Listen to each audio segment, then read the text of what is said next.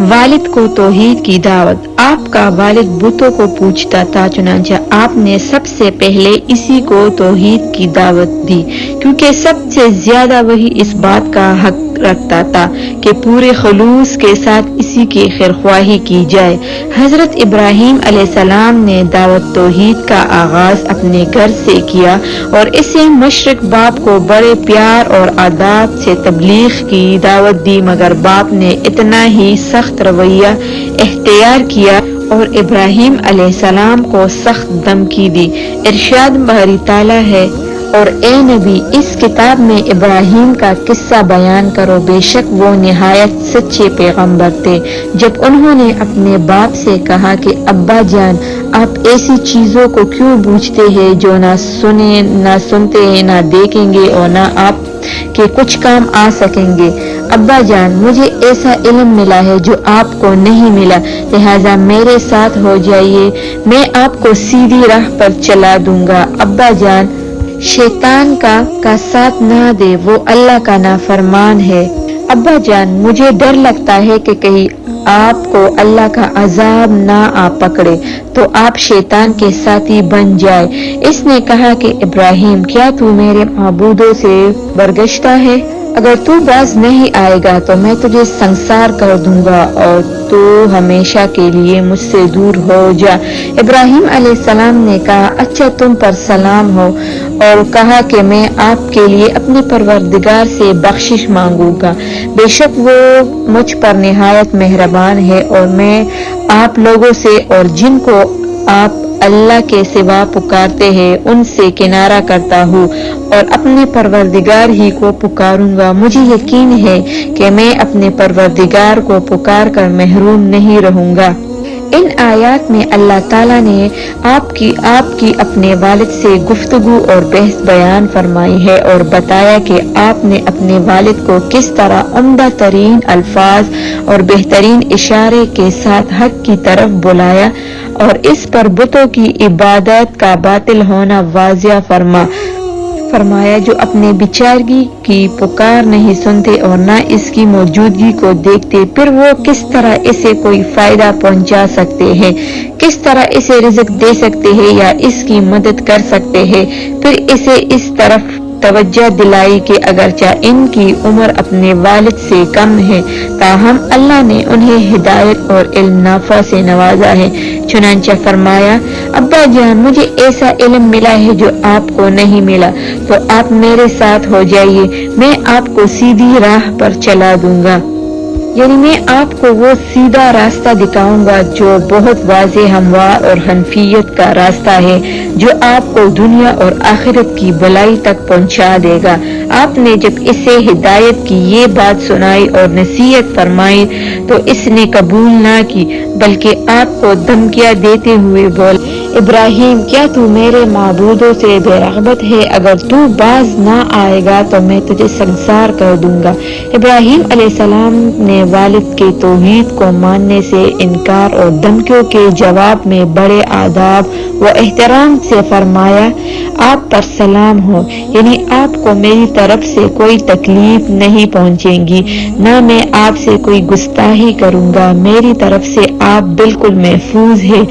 اس کے بعد مزید حسن سلوک کا اظہار کرتے ہوئے فرمایا، میں آپ کے لیے اپنے پروردگار سے بخشش مانگوں گا اور وہ میرے ساتھ بہت مہربان ہے، یعنی مجھ پر یہ اللہ کی مہربانی ہے کہ اس نے مجھے اپنی عبادت اور اخلاص کی طرف رہنمائی فرمائی۔ اس لیے آپ صلی اللہ علیہ وسلم نے فرمایا، اور میں تم لوگوں سے اور جن کو تم اللہ کے سوا پکارتے ہو ان سے کنارہ کرتا ہوں اور اپنے پروردگار ہی کو پکاروں گا۔ مجھے یقین ہے کہ میں اپنے پروردگار کو پکار کر محروم نہیں رہوں گا۔ حضرت ابراہیم علیہ السلام نے اپنا وعدہ پورا کرتے ہوئے اپنے والد کے لیے مغفرت کی دعا فرمائی، لیکن جب انہیں یقین ہو گیا کہ وہ اللہ کی دشمنی ترک کرنے پر آمادہ نہیں تو اس سے برات اور لا تعلقی کا اظہار کیا۔ ارشاد باری تعالیٰ ہے، اور ابراہیم کا اپنے باپ کے لیے بخشش مانگنا تو ایک وعدے کا سبب تھا جو وہ اس سے کر چکے تھے، لیکن جب ان کو معلوم ہو گیا کہ وہ اللہ کا دشمن ہے تو اس سے بیزار ہو گئے۔ کچھ شک نہیں کہ ابراہیم بڑے نرم دل والے تھے۔ حضرت ابو ہریرہ رضی اللہ تعالی عنہ سے روایت ہے کہ نبی صلی اللہ علیہ وآلہ وسلم نے فرمایا، قیامت کے دن حضرت ابراہیم علیہ السلام اپنے والد ازر سے ملیں گے تو ازر کے چہرے پر گرد و غبار اور سیاہی ہوگی۔ ابراہیم علیہ السلام فرمائیں گے، کیا میں نے آپ سے نہیں کہا تھا کہ میری نافرمانی نہ کرے؟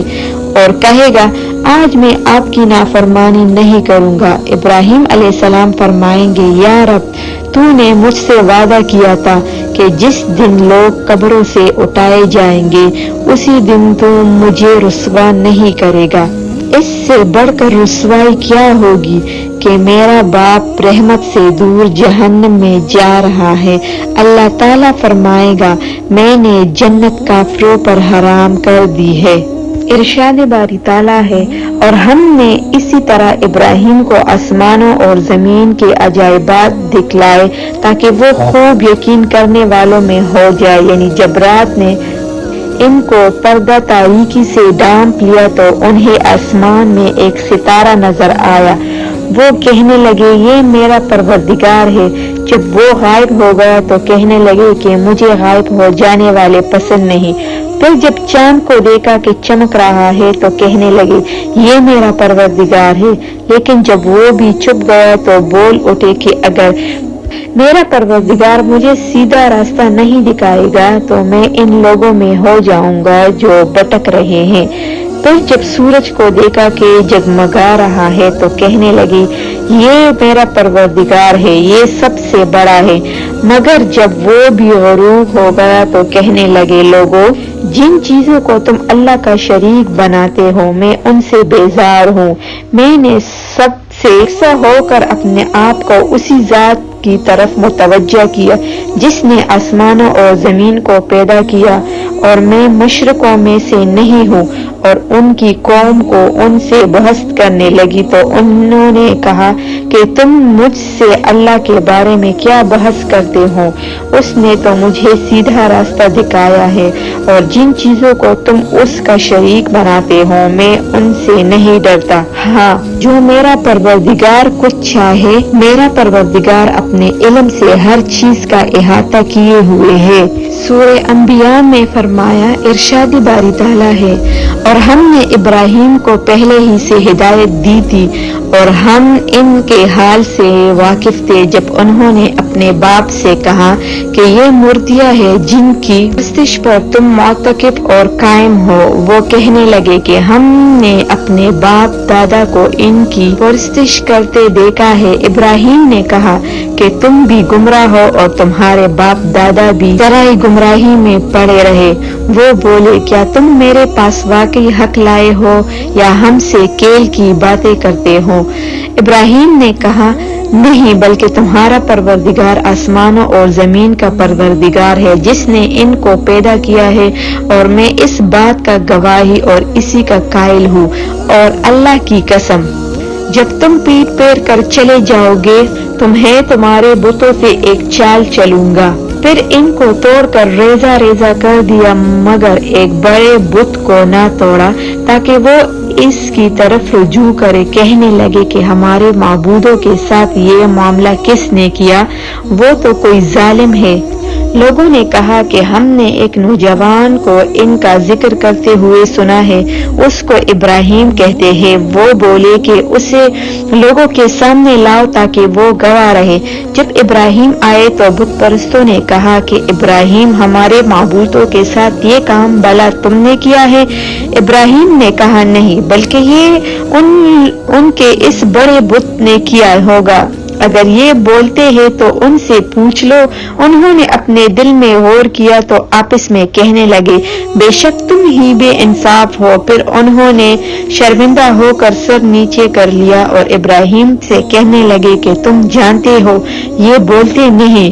ابراہیم نے کہا کہ پھر تم اللہ کو چھوڑ کر ان چیزوں کو کیوں پوچھتے ہو جو تمہیں نہ کچھ فائدہ دے سکے اور نہ نقصان پہنچا سکے؟ کیا تم عقل نہیں رکھتے؟ تب وہ کہنے لگے کہ اگر تمہیں اس سے اپنے معبودوں کا انتقام لینا اور کچھ کرنا ہے تو اس کو جلا دو اور اپنے معبودوں کی مدد کرو۔ ہم نے حکم دیا کہ اے آگ سرد ہو جا اور ابراہیم پر سلامتی بن جا۔ ان لوگوں نے اس کا برا چاہا مگر ہم نے انہی کو نقصان میں ڈال دیا۔